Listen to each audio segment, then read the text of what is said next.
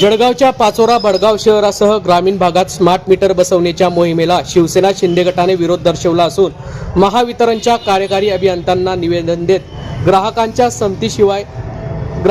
संमतीशिवाय smart meter बसवू नये अशी मागणी यावेळी करण्यात आली आहे।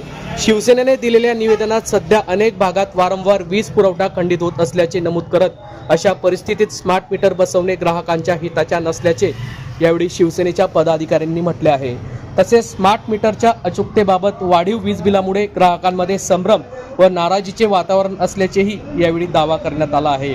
पाचोरा शहरात आवाजवी वीज बिलाच्या तक्रारी मोठ्या प्रमाणावर येत असल्याने आरोप करत वाढीव बिलाच्या समस्येवर तातडीने तोडगा काढण्याची मागणी यावेळी शिवसेना शिंदे गट व युवा सेनेच्या वतीने करण्यात आली आहे।